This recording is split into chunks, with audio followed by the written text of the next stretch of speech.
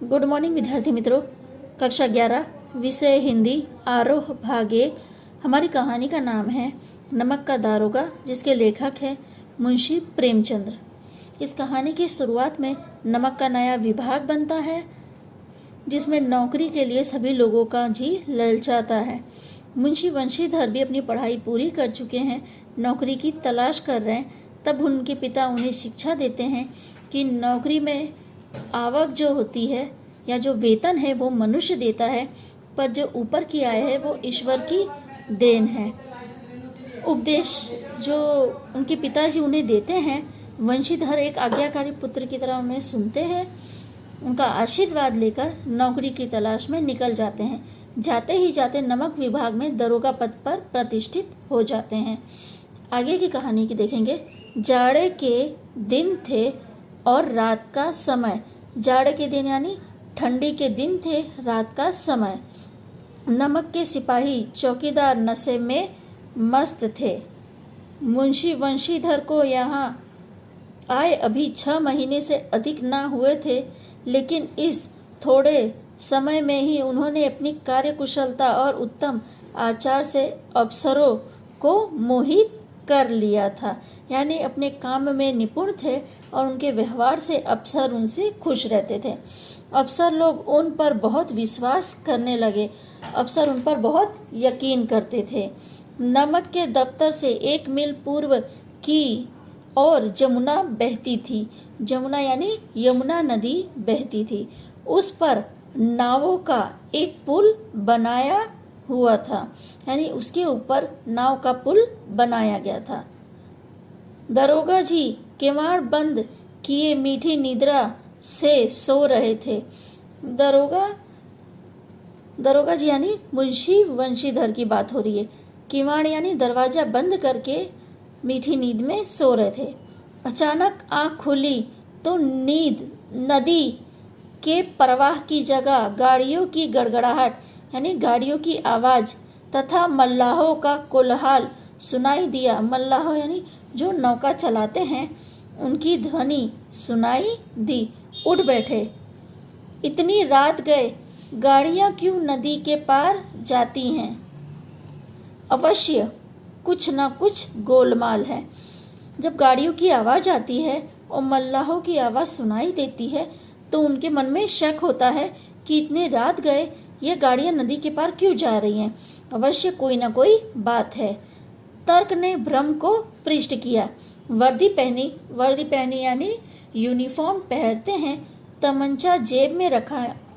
तमंचा यानी बंदूक जेब में रखी।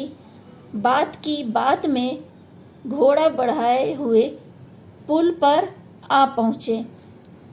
यानी वो अपनी वर्दी पहनते हैं, बंदूक जेब में रखते हैं और अपने घोड़े पर बैठ के तुरंत पुल पर आ पहुंचते हैं। गाड़ियों की एक लंबी कतार यानी एक लंबी लाइन पुल को पार जाती दिखी। यानी गाड़ियों की एक लंबी लाइन या एक लंबी कतार पुल के पार जाती हुई दिखी। डांट कर पूछा, किसकी गाड़ियां हैं? यानी वो वहां के दरोगा थे, तो उनका एक रौब था। वो गुस्से में पूछते, ये किसकी गाड़ियां हैं?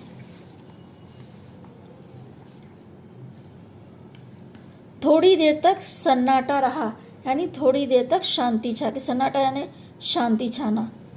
आदमियों में कुछ कानाफूसी हुई। यानी जब दरोगा ने जोर से डांट के पूछा तो सब लोग चुप हो गए। उसके बाद धीरे धीरे बातें की। तब आगे वाले ने कहा, पंडित आलोपी दिन की।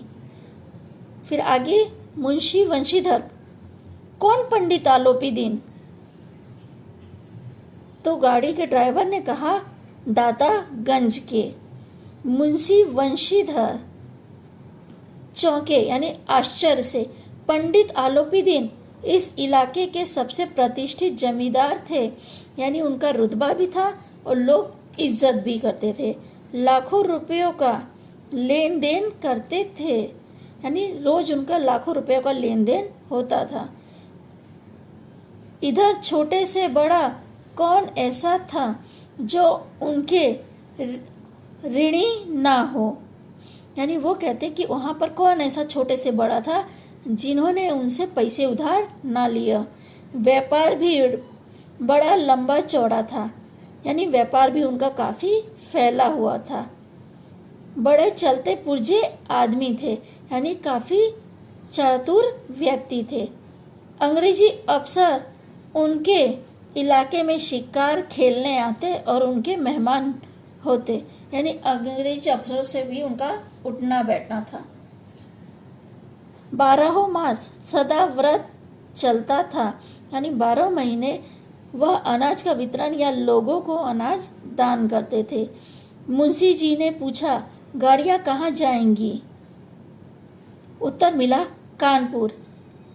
लेकिन इस प्रश्न पर कि इसमें क्या है, सन्नाटा छा गया। यानी जब मुंशी वंशीधर ने पूछा कि गाड़ियों में क्या है, तो उत्तर मिलता है, उन्हें कुछ उत्तर नहीं मिलता। वो उत्तर का इंतजार करते हैं। सभी लोग सन्नाटा यानी एकदम शांत हो जाते हैं। दरोगा साहब का संदेह और भी बढ़ गया, यानी उनके मन में और भी संदेह बढ़ता है। कुछ देर उत्तर की बाट देखकर वह जोर से बोले, क्या तुम सब गूंगे हो गए हो? यानी थोड़ी देर उन्होंने उत्तर का इंतजार किया, बाट देखना यानी राह देखी। फिर गुस्से होकर बोलते, क्या तुम सब गूंगे हो गए हो? हम पूछते हैं, इसमें क्या लादा है? फिर मुंशी वंशीधर ने पूछा कि इसमें क्या, यानी इसमें क्या भरा गया है? जब इस बार भी कोई उत्तर ना मिला तो उन्होंने घोड़े को एक गाड़ी से मिलाकर बोरे को टटोला यानी छूकर देखा। भ्रम दूर हो गया। यह नमक के ढेले थे।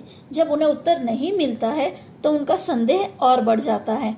वह अपना संदेह मिटाने के लिए गाड़ी के पास जाते हैं और गाड़ी के अंदर जो बोरे रखे हैं उन्हें छूकर देखते हैं तो उन्हें पता चलता है कि उसमें नमक रखा गया है। आगे की चर्चा हम लोग अगले वीडियो में करेंगे।